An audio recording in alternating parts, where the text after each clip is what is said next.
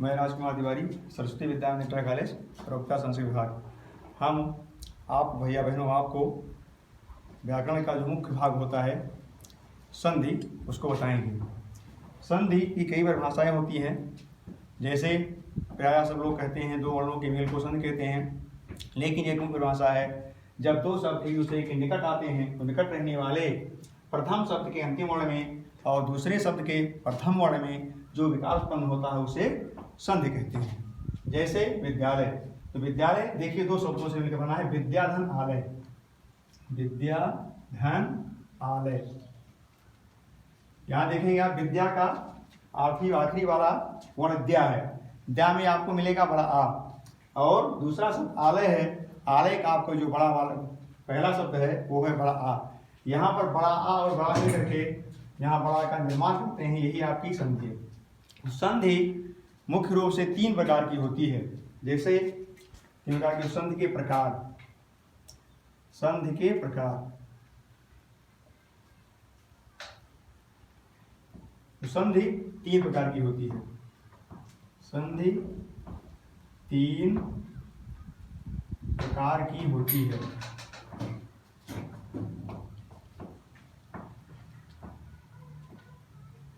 तीन प्रकार की होती है। नंबर एक स्वर संधि,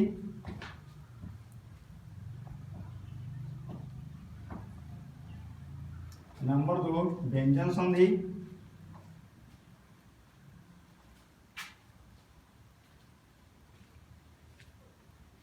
और नंबर तीन है विसर्ग संधि।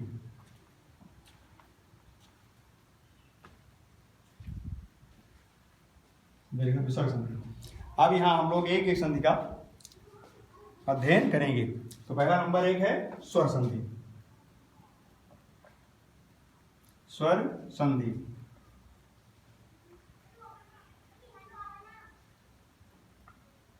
स्वर संधि, जहां पर एक स्वर दूसरे स्वर से मिलते हैं वहां पर स्वर संधि होती है। परिभाषा, जब एक स्वर दूसरे स्वर से मिलते हैं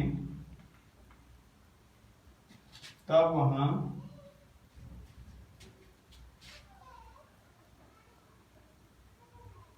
स्वर संधि होती है। जैसे विद्याभ्यासा,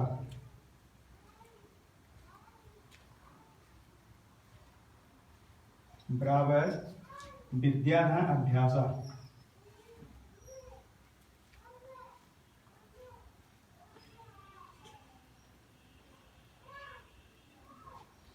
अब बताएंगे स्वर संधि के प्रकार। तो स्वर संधियां 8 प्रकार की होती हैं। स्वर संधि के प्रकार, स्वर संधि के प्रकार। स्वर संधि 8 प्रकार की होती है।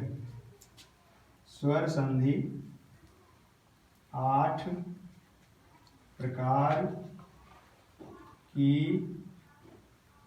होती है। नंबर एक दीर्घ संधि। नंबर एक दीर्घ संधि। नंबर दो गुण संधि।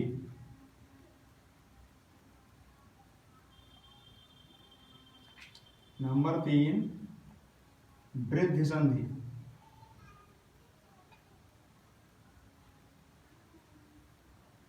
नंबर चार यण संधि।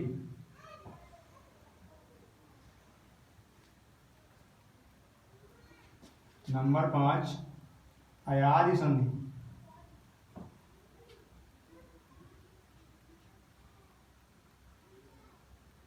नंबर 6 पूर्व रूप संधि।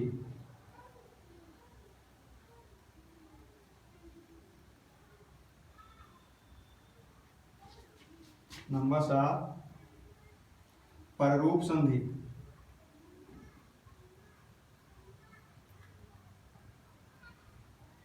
और नंबर 8 है प्रकृति भाव।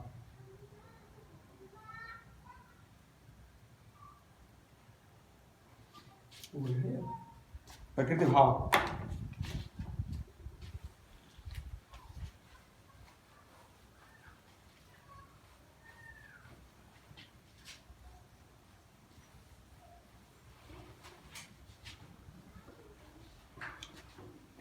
अब यहाँ हम स्वर संधि के जो 8 भेद हैं उसी एक के भेद को अध्ययन करेंगे। तो नंबर 1 है हमारी स्वर संधि में दीर्घ संधि।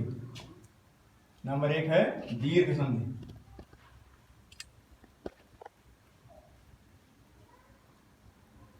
दीर्घ संधि का सूत्र है अकः सवर्णे दीर्घः। सूत्र अकः सवर्णे दीर्घ,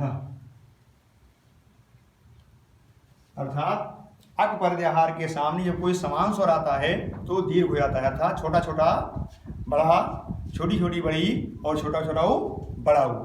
तो इसकी परिभाषा, जब अक प्रत्याहार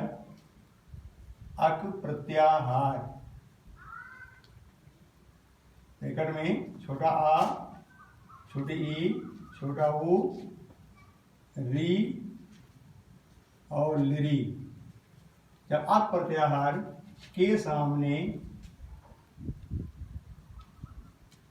कोई समान स्वर आता है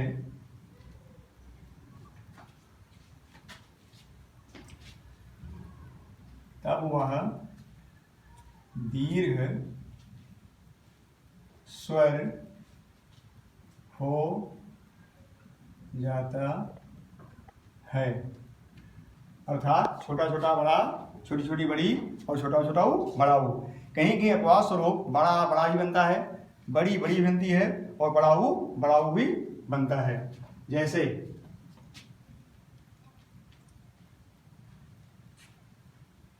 हुआ पुष्पार्चनम,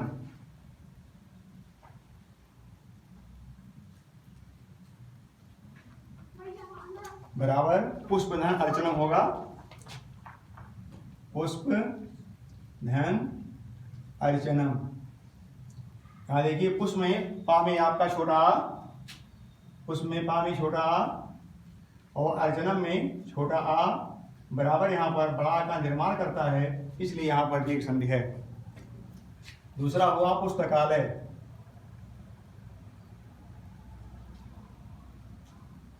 यहाँ हुआ पुस्तक धन आलय। पुस्तक में जो आपका पुस्तक का आखिरी वाला अक्षर है का में छोटा आ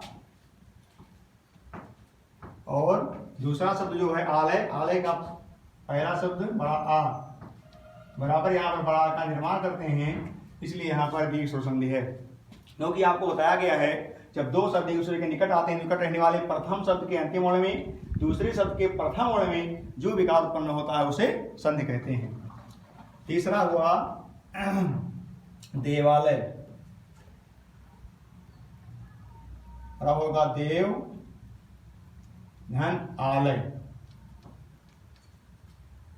देव में देखिए आपका देव में हुआ में छोटा आ,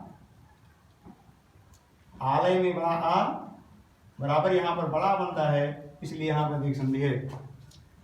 तीसरा और अगला आपका उदाहरण है गिरीशा, यहाँ होगा गिरी धन ईसा। गिर में आप देखिए री में छोटी ई और ईसा में बड़ी, क्योंकि बताया गया परिभाषा आपका जब दो शब्द निकट आते हैं, निकट रहने वाले प्रथम शब्द के अंतिम वर्ण में दूसरे शब्द के प्रथम वर्ण में जो विकार उत्पन्न होता है उसे संधि कहते हैं। तो आपका देखिए पहला शब्द है गिर, गिर में आपका अंतिम वाला शब्द है री, री में आपका छोटी ई और दूसरा शब्द है ईसा, ईसा में आपकी यहाँ पर बड़ी ई। तो यहाँ पर छोटी और बड़ी मिलकर के बड़ी का निर्माण कर दिया, इसलिए यहाँ पर दीर्घ संधि हुई। अगला है भानुदय, बराबर होगा भानु धन उदय। देखिए भान में आपका पहला शब्द जो भानु है और दूसरा शब्द उदय है। भान का आपका आखिरी वाला अक्षर ना है, ना आपका जो व्यंजन है स्वर की सहायता से बोले जाते हैं, ना में आपका छोटा ऊ और उदय में आपका छोटा ऊ। यहाँ पर बड़ा ऊ का निर्माण कर देते हैं, इसलिए यहाँ पर ये संधि है। आपका छोटा छोटा बड़ा, छोटी बड़ी छोटा ऊ। फिर इसके बाद में आएगा आपका गुण संधि।